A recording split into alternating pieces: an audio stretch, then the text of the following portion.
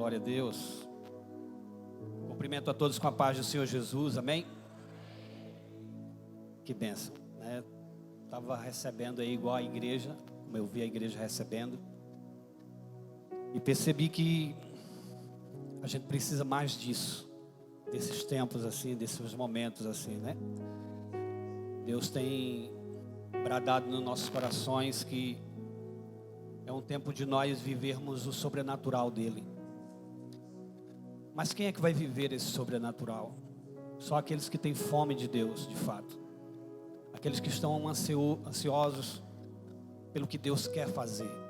Aqueles que estão dispostos a ouvir Deus. E não deixar simplesmente a voz do mundo, ou a voz da nossa mente, das nossas emoções falarem mais alto. Eu sei que nós estamos iniciando hoje, mas de fato a conferência, mas nós estávamos aqui 21 dias de jejum e oração, e Deus bradou poderosamente nesses 21 dias. Eu não pude estar em todos os momentos aqui, em todas as noites, mas assim nós ouvimos relatórios tremendos de pessoas que realmente foram impactadas com aquilo que Deus estava fazendo.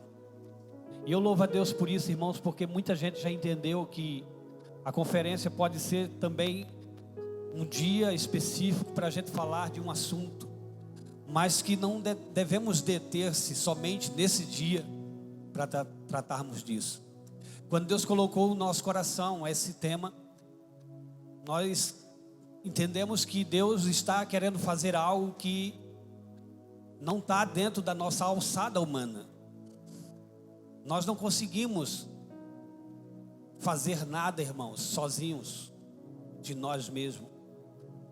E eu aprendi esse tempo que o mover de Deus para acontecer, precisa que Ele faça o mover. Nós não conseguimos promover um mover, mas nós conseguimos abafar o mover. Então a gente não consegue promover, mas a gente consegue abafar. Como é, pastor? Quando você vê, por exemplo, uma igreja incendiada, e no meio dessa igreja pode ter algumas pessoas que não estejam sentindo nada. A minha pergunta é: você não está abafando o mover de Deus? Mas entenda, essas pessoas que estão aí vivendo esse momento, eles não podem promover isso. Quem promove isso é o Espírito. Só o Espírito Santo é que consegue promover essas coisas. Mas se nós não cuidarmos, nós seremos aqueles que vão sempre estar apagando o mover de Deus em nós.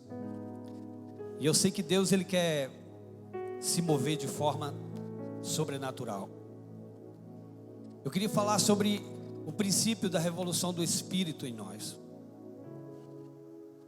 Primeiro porque eu entendo que se você não entender o que o Espírito quer fazer, provavelmente você não vai se colocar à disposição.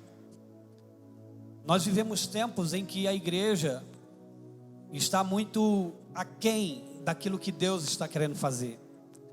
Nós viemos com nossas programações e as nossas determinações pré-agendadas e queremos que as coisas saiam exatamente do jeito que a gente planejou, e quando não sai do jeito que a gente planejou, nós de certa forma ficamos frustrados. E eu tenho uma sensação de que o Espírito está ansioso para ver a gente deixando Ele fazer. Eu creio que o Espírito está esperando a igreja sentir que não precisa fazer nada e que Ele vai conduzir tudo.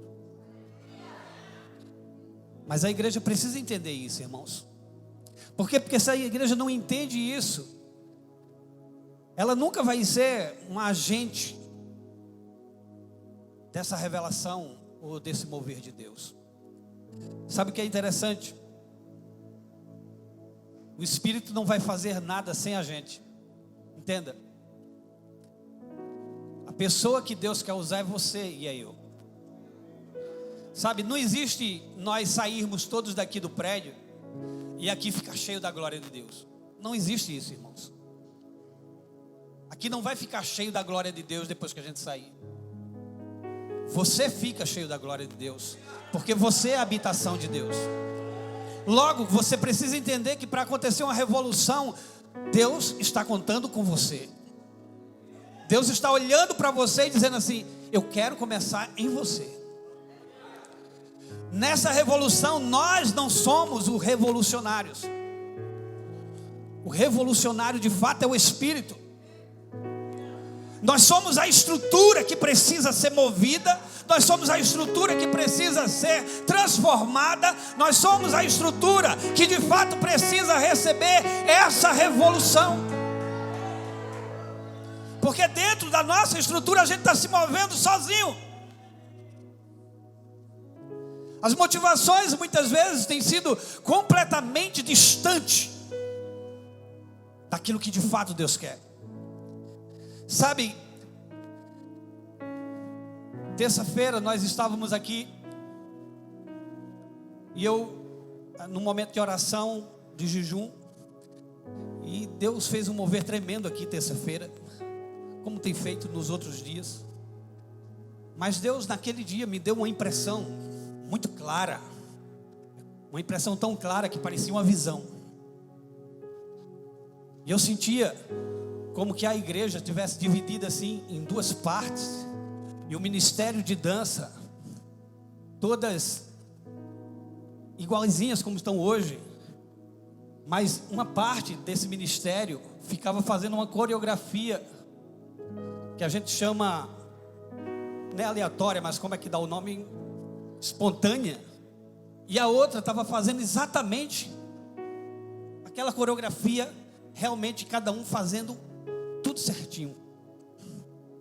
E o Espírito falou com o meu coração, disse: a minha igreja está assim. Está faltando unidade no Espírito. Quando eu tenho essa revelação, irmãos, eu tenho convicção de que Deus não está falando simplesmente da Encontro das Águas. Deus está falando da igreja como povo. A igreja não está se movendo como um corpo coreografado. Por exemplo, todos os meus movimentos aqui, primeiro parte da cabeça, do cérebro. Com Deus é do mesmo jeito. Nós somos a igreja e nós somos o corpo, mas a gente precisa ser comandado pelo cabeça. E mesmo que muitas vezes esse espontâneo que nós estamos fazendo é de Deus, mas é individual. Esse espontâneo, muitas vezes, que nós estamos vivendo, aparentemente, eu acho muito lindo, inclusive, a dança espontânea. Mas entenda, é individual, é aquilo que Deus está ministrando à pessoa. E o que Deus me falava era isso. Deus não estava dizendo, não é pecado que tem, porque não está fazendo. Não era isso. Deus estava dizendo, eu quero que todos se movam como corpo, como igreja, não como indivíduos. Entenda, o que Deus estava falando comigo era a respeito do corpo, que é a igreja. É claro que a revolução do Espírito precisa acontecer individualmente nas pessoas, mas o que Deus falar ao meu coração é: a igreja precisa se mover da mesma forma. A gente precisa ter uma visão, a gente precisa deixar o Espírito de fato nos guiar, porque muitas vezes, irmãos, o que tem nos guiado é as nossas vontades, a nossa forma de ser. No livro de Gênesis, no capítulo 41, do versículo 38 ao 44, eu vou ler o texto aqui. Gênesis 41, do 38 ao 44.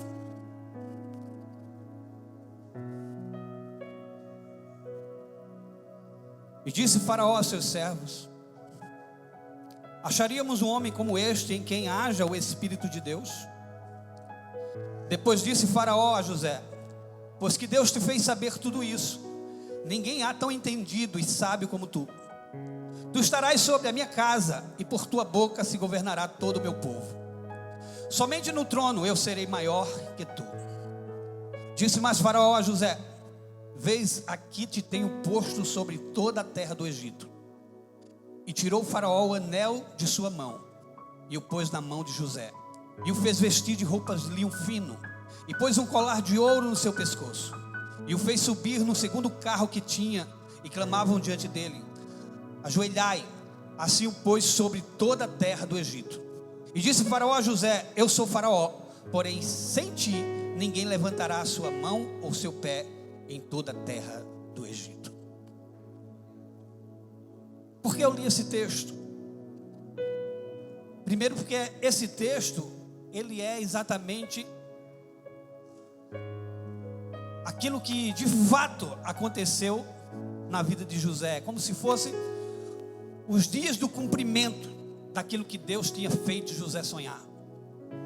Primeiro, quando a gente começa no livro de Gênesis, no capítulo 39, a respeito da vida de José. José era um jovem de 17 anos, que tinha mais irmãos, mais 11 irmãos, e ele vivia com seu pai, com a sua família, mas a Bíblia diz que ele levava notícias ruins dos seus irmãos. Provavelmente os irmãos faziam coisas erradas de fato. E de fato também José se sentia talvez o mais querido, porque a Bíblia vai falar que Jacó tinha essa preferência. Mas a Bíblia diz que José teve sonhos, e José contou a seus irmãos. Nesses sonhos José viu os molhos que ele estava colhendo, juntando, se levantar, enquanto os molhos dos seus irmãos se curvavam diante dele. Depois ele disse que teve outro sonho, onde 11 estrelas, o sol e a lua, se curvavam diante dele. E nisso tudo, os irmãos deles, que eu digo que ali era uma família de sonhadores, porque quem não sonhava interpretava sonho, né? Porque os irmãos deles interpretam o sonho de José. Quer dizer que você vai governar sobre a gente? Mesmo que estava falando isso com uma certa ironia, mas eles responderam correto. Eles entenderam qual era o sonho. E o pai dele também, mas ficou em silêncio sobre aquele negócio. José então começa a sentir, ou pelo menos perceber, as coisas funcionando. Quando José começou a perceber isso?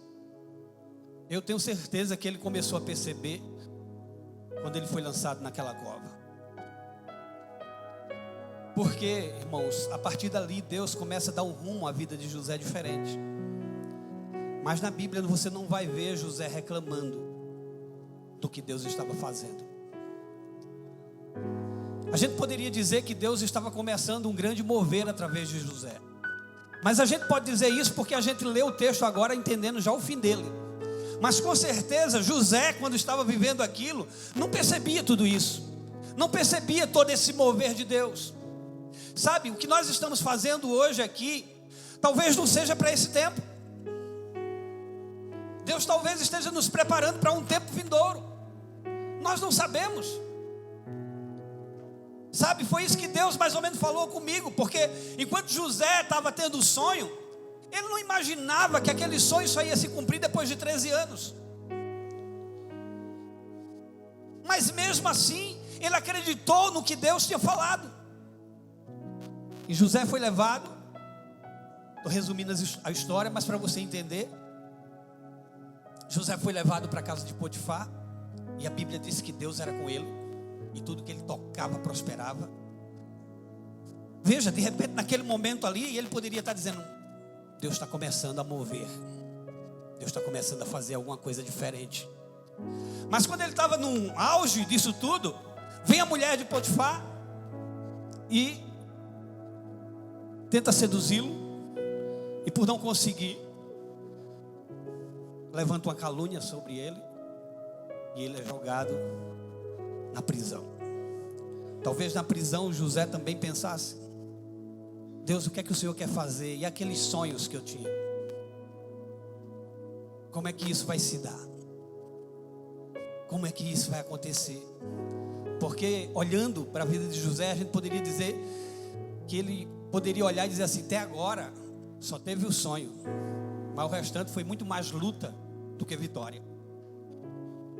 Mas Deus estava planejando, tinha um planejamento de Deus lá na frente. Eu não entendo que Deus queira fazer uma revolução na igreja. Quando eu digo a igreja, somos nós, simplesmente para deixar a gente eufórico. Não tem isso. Deus não quer fazer a gente ficar eufórico na igreja. Não, tem um propósito muito maior do que tudo isso.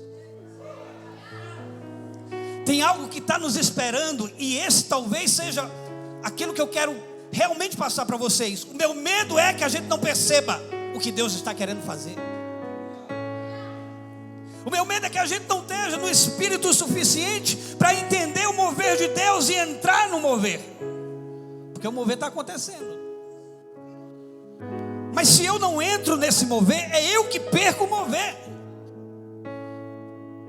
A gente fica querendo dar onde que a gente precisa começar algo. Não, nós não precisamos começar nada. Deus já começou alguma coisa.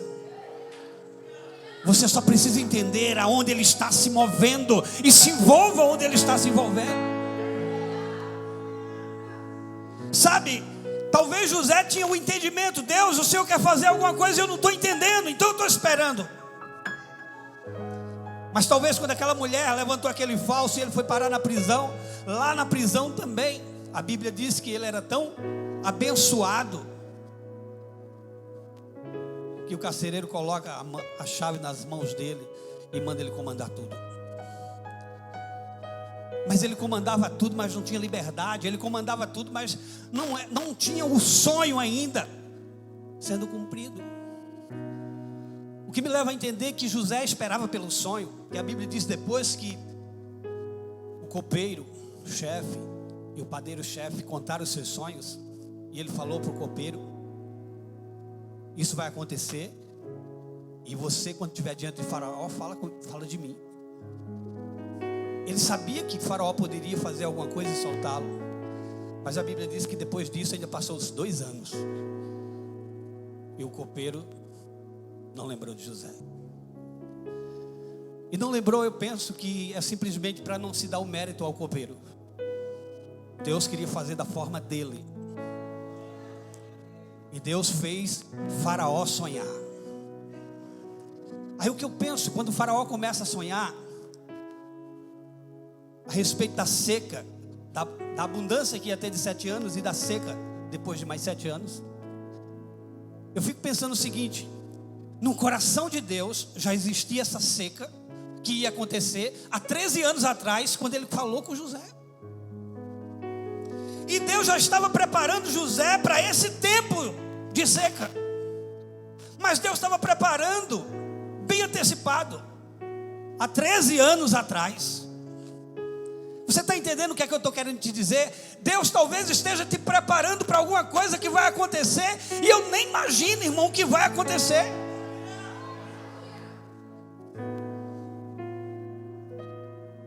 Estava contando com o pastor César aí, lembrando dos meninos que estão aqui em Recife. A gente viveu um tempo em Recife que, olhando hoje, eu digo assim: meu Deus, o tempo realmente passou e Deus fez tanta coisa, de certa forma coisa que a gente nem entendeu e tal no começo. Mas entenda, eu cheguei aqui, eu estou aqui, eu passei por aquilo.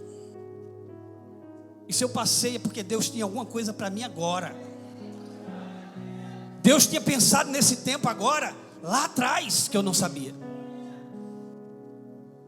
Você está entendendo? O que você está ouvindo e o que você está vivendo hoje é o que Deus está preparando talvez para amanhã. O amanhã talvez tenha algo muito poderoso te esperando. Talvez Deus esteja preparando algo tão poderoso que você nem imagina no momento. Ah, pastor, então o que é que eu devo fazer? Eu devo ficar quieto esperando Deus fazer? Não, se movimente, porque Ele não parou. Se movimente, porque Deus não parou com você, Ele se movimenta. O problema da gente é que a gente fica esperando Deus fazer e ficamos esperando Ele fazer. Está pelo Espírito a entender que existe um mover de Deus, e para onde Ele vai eu devo ir. Ah, mas Deus está me levando para uma cova. É difícil a gente se mover nesse lugar. Se mover pelo lado bom sempre é muito fácil. Se mover quando tudo está perfeito é muito fácil, né? Quando a gente está vivendo certos moveres, a gente acha que aquilo nunca vai acabar, Porque a gente acha que Deus preparou aquilo para nós o tempo todo. Não, Deus está preparando um mover para te levar para outro.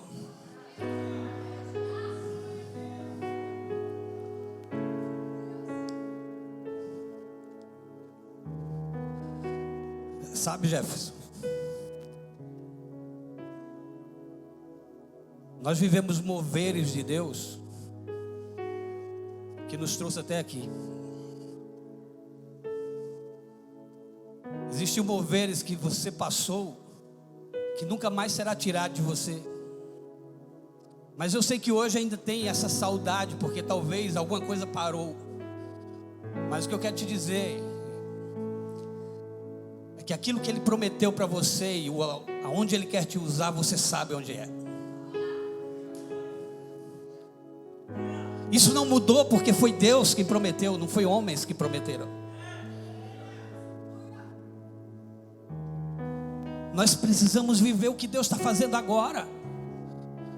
Eu não sei o que é que vai ser daqui por diante, eu não sei o que vai ser daqui a 5 anos, mas eu preciso viver esse mover agora. Deus está fazendo alguma coisa agora, e é agora que eu quero viver com Ele isso. Mas a gente se limita. Eu penso que a primeira coisa que a gente precisa entender a respeito do mover de Deus é que eu preciso ouvir Ele. Toda revolução no Espírito começa quando escutamos a Deus. A voz do Espírito precisa ser escutada por nós. Essa deve ser o primeiro passo para você entender o que Deus quer fazer. Algumas pessoas talvez fiquem pensando, mas como é que eu escuto Deus? Uma vez perguntaram isso ao pastor, e o pastor disse assim, olha, um crente perguntou isso, e o pastor disse, você tem certeza da sua salvação? Ele disse, tenho. Quem foi que disse que você é salvo? Me mostra uma prova de que você é salvo, se você ainda não morreu e chegou no céu. Não tenho, pastor. Tem pela Bíblia isso, sim, mas diante da Bíblia mesmo. Você vai olhar e você vai olhar para você e dizer assim, será que eu sou salvo mesmo? Mas a gente sabe da nossa salvação, a gente tem certeza disso. Ninguém tira essa certeza de nós, sabe por quê? Porque o Espírito que opera em nós, que está em nós, Ele testifica com o nosso Espírito que somos filhos de Deus. Como é que eu sei que o Espírito está falando comigo? É porque o Espírito que habita em mim testifica que aquilo é correto, aquilo é certeza. É forte demais isso para a gente duvidar. Então o que é que eu preciso? Ouvir a Deus. Em primeiro lugar, ouvir a Deus. E eu tenho dito isso. Nós pastores, nós líderes, devemos passar esse ensinamento para os liderados.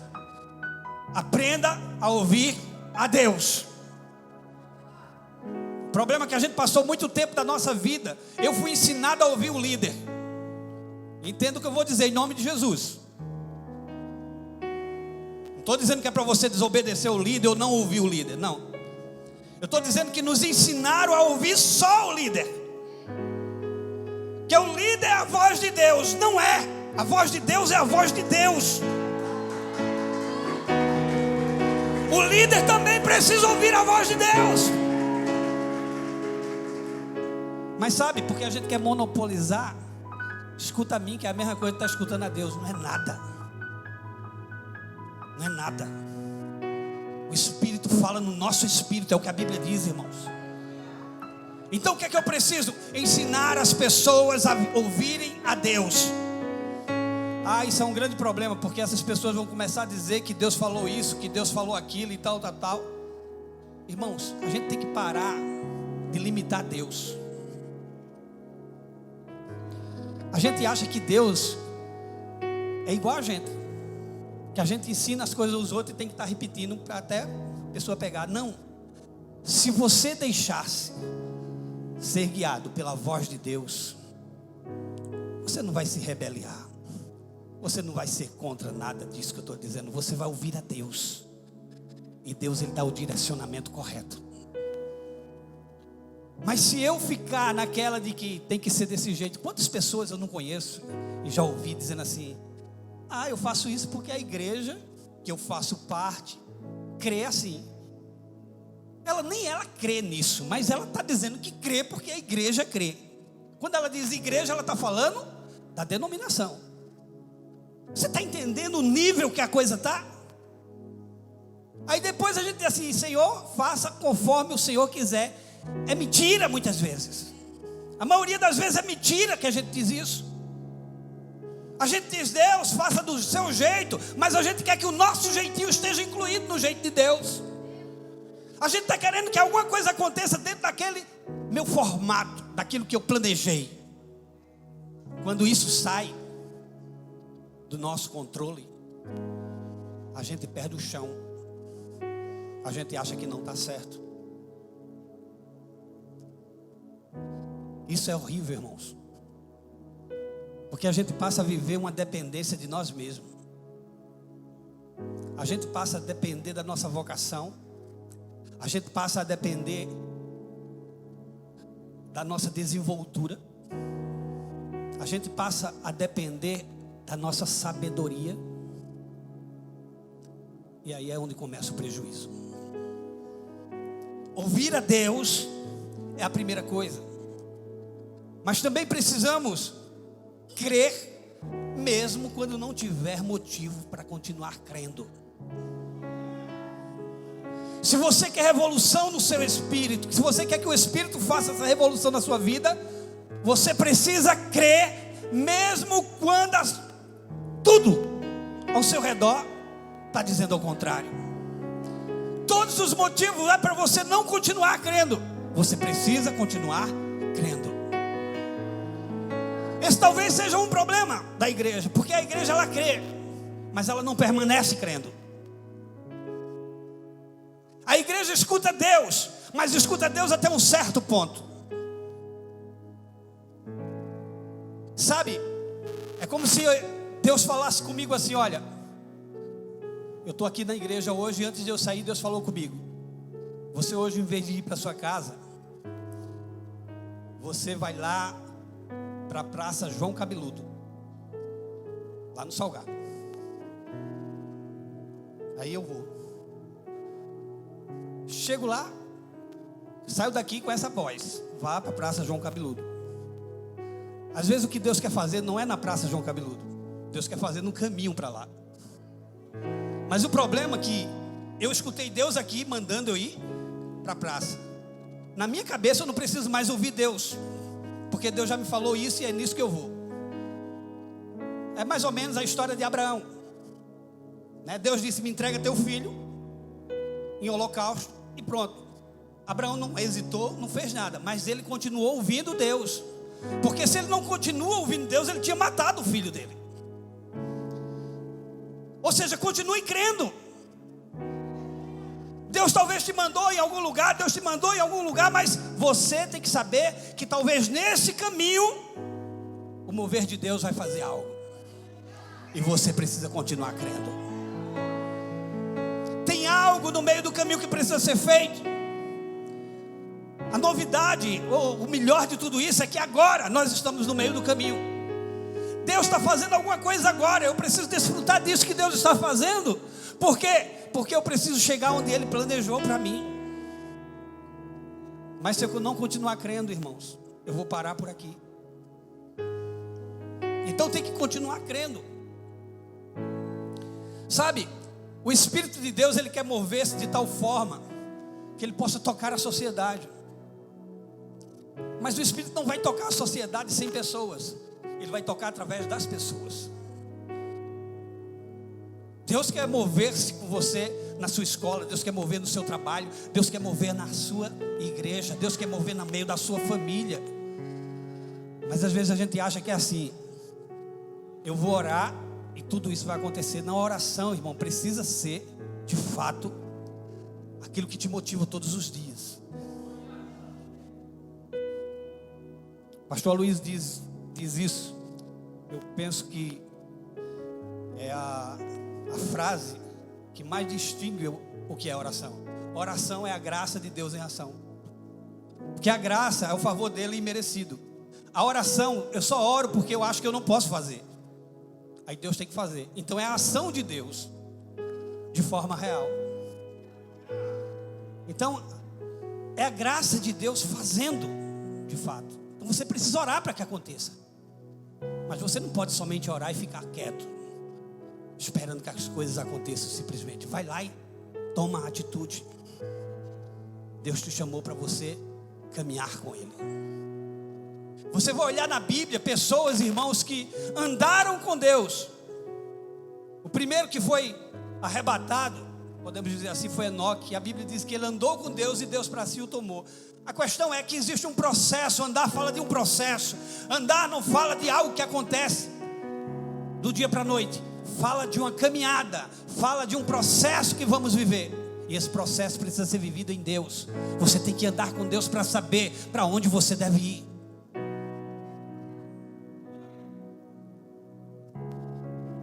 Às vezes a impressão que a gente tem é que parece que cada um está andando para um lado.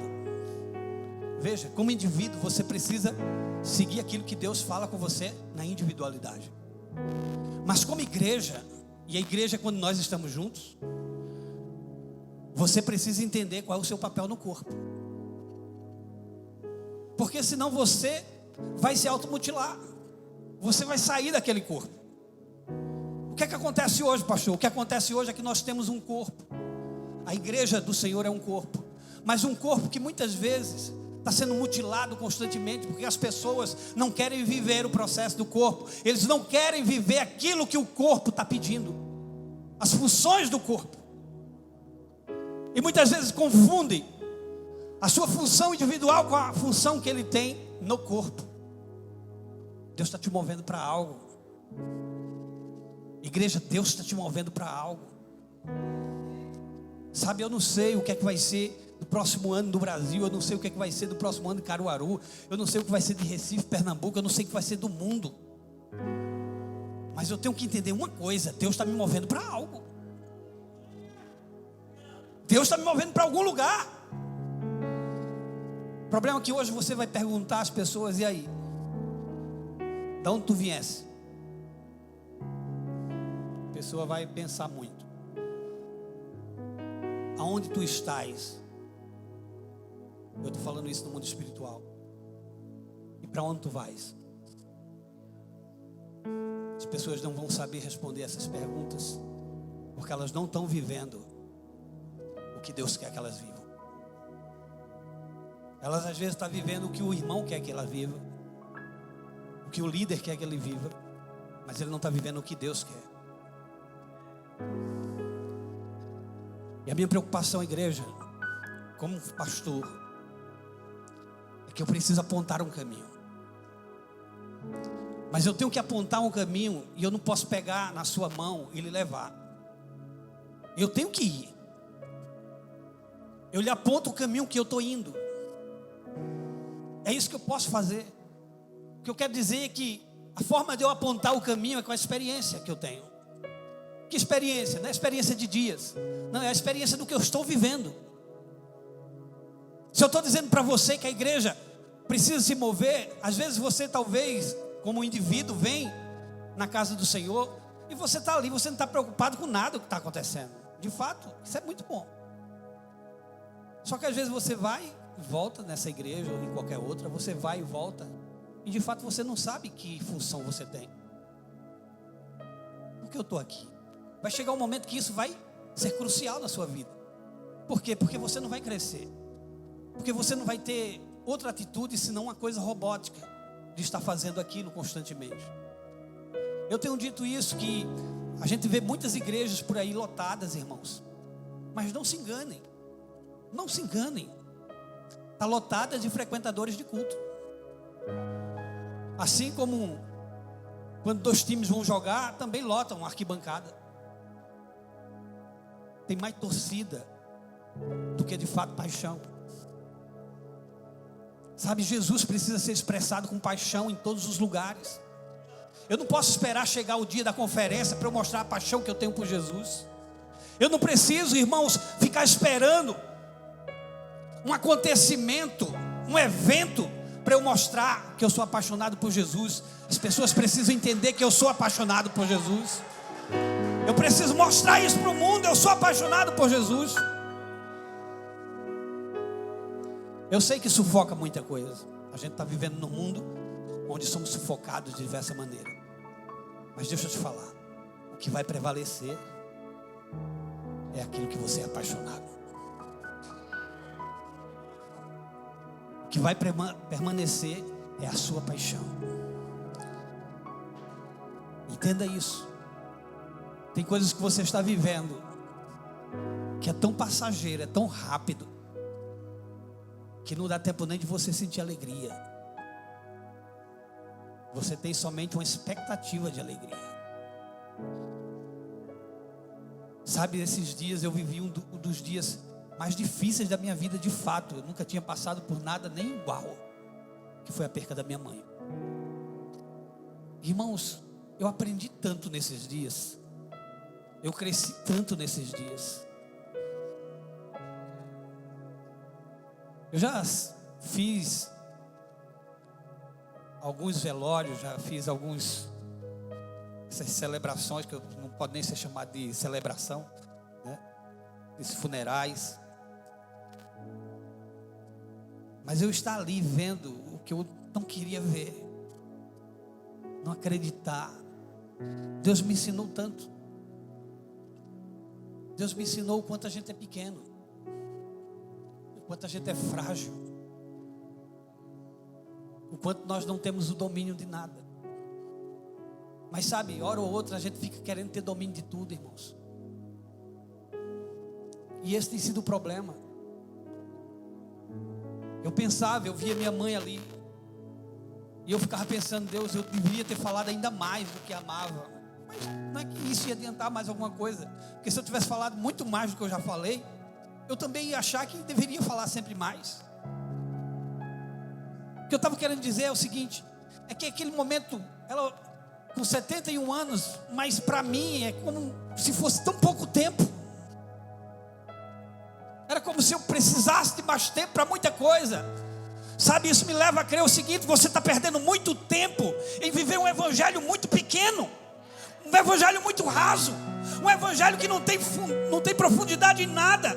Esse não é o evangelho que Jesus te chamou. Nós não fomos chamados, irmãos, para viver um evangelho raso, onde a gente pode caminhar da forma que a gente quiser. Não, a gente precisa entrar nas águas de Deus e deixar que Ele nos leve, deixar que a correnteza nos leve. Mas a gente está vivendo às vezes tão raso, que o povo do sul fala assim, está dando pé ainda. Por quê? Porque quando a gente entra na água, a gente consegue andar nela com os pés no chão. Mas quando a gente entra, que aquela água nos cobre, e aquela água tem correntes, ela começa a nos levar para onde a gente às vezes nem quer ser levado. Isso é o nível do que estamos vivendo com Deus. Isso é o nível do relacionamento. Se você ainda está indo para onde você quer ir, é porque o relacionamento está muito fraco, porque o seu relacionamento está muito ainda raso. Você precisa entender que quando você estiver num relacionamento sério com Deus, Ele vai te levar para lugares que você não vai querer ir. Você vai estar no lugar que você não escolheu estar. Você vai ser levado para lugares que você nunca sonhou estar. 13 anos passaram. José estava diante de um faraó. A gente sabe que o Egito significa o mundo, irmãos.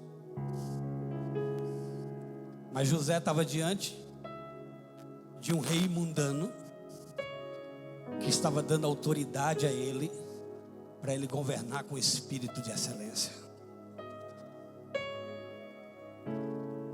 Deus quer te levar para lugares que você nem imagina.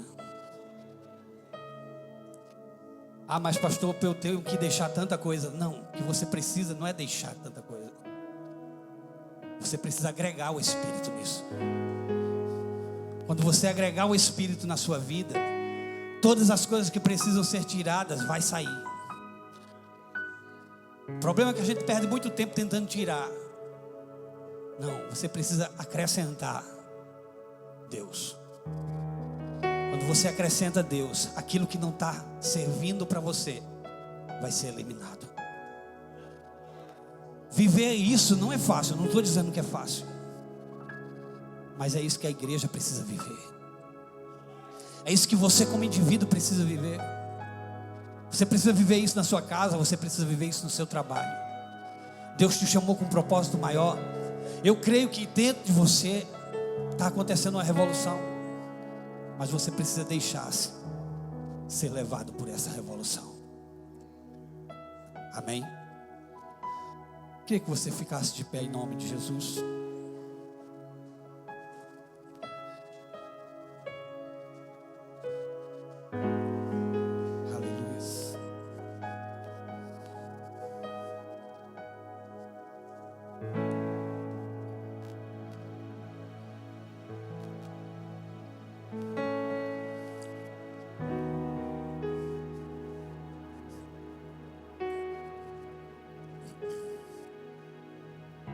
Sabe, gente,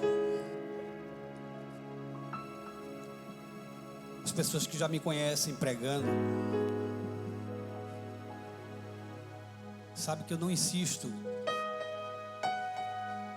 para que as pessoas deem glória nisso ou deem glória naquilo. Não faço questão, sinceramente, é minha forma, não faço questão. Faço questão que você, aí onde você está agora, comece a comer todo o alimento que foi lhe dado, mas só coma também aquilo que você acha que é bom.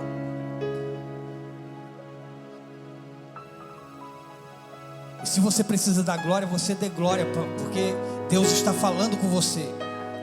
Se você precisa liberar isso, libere, não tem problema. Mas o que eu quero que você entenda agora é que é o seguinte: para o Espírito se mover em você, você precisa deixar Ele mover-se. Porque uma coisa eu sei, Ele está aí, Ele está em você. Só que o fato dele estar em você não significa que Ele vai fazer tudo da forma que Ele quer. Ele está esperando você deixar Ele mover-se.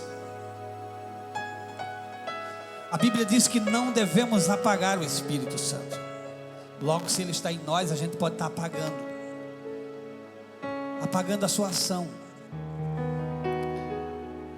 Eu não quero que você saia daqui hoje emocionado com nada. Eu quero que você hoje saia impactado pelo Espírito. Que Ele possa confrontar tanto você, que você hoje não consiga dormir, de tanto que você ache o quanto precisa ser mudado por Ele. Não é mudado na sua força, porque você não vai conseguir. Não é mudado com seus méritos, você não vai conseguir. Não é mudado por nós, você também não vai conseguir. É ser mudado de fato pelo Espírito. Sabe, é que você deite na sua cama e diga: Deus, abre o seu coração para Ele e diga: Deus, eu não consigo sozinho, e eu abro mão de tentar. Se deixe ser levado por Ele.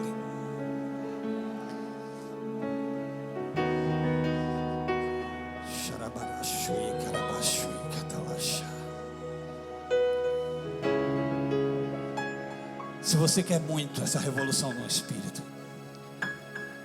queria que você saísse do seu lugar e viesse até aqui à frente. E aqui na frente você faz o que você quiser.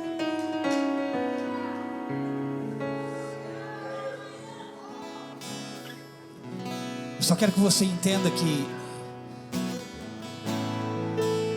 a atitude primária é sua.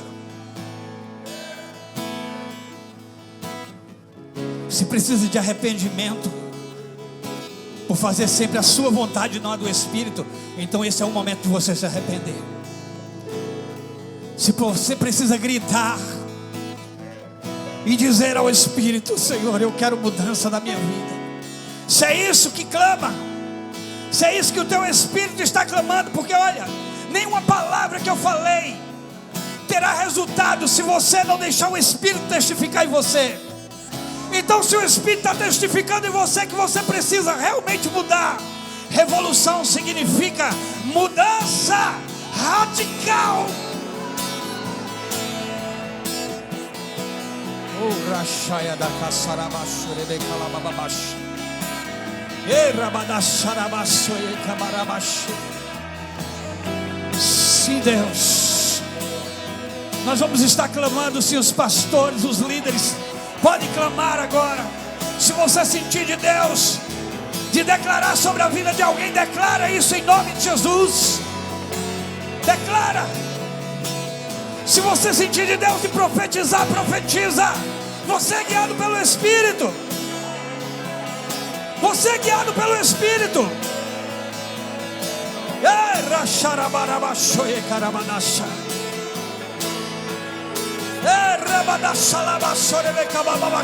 aproximei, permaneci, meu olhar me consumiu.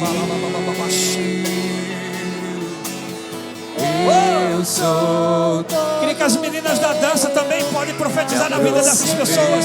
Profetiza em nome de Jesus. Vamos liberar o espírito de profecia nesse lugar. Eu sou todo Sim, Deus. Mova-se, Espírito Santo. Mova-se, Espírito Santo. Mova-se, Espírito Santo. Eu me apaixonar. Queimou todos os outros amores. Queimou todos os outros amores.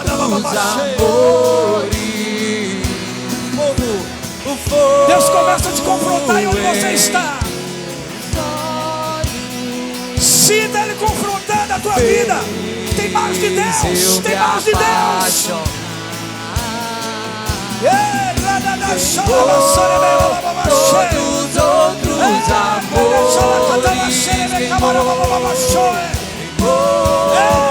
Todos os outros amores. Eu ainda tenho fome. Eu ainda tenho lenha.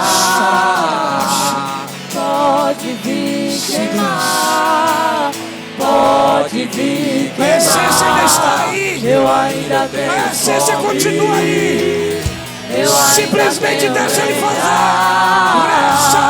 Pode vir queimar. Pode vir queimar. Eu ainda tenho fome. Eu ainda tenho lenha. Pode vir queimar. Pode vir queimar. Eu ainda tenho fome. Eu ainda tenho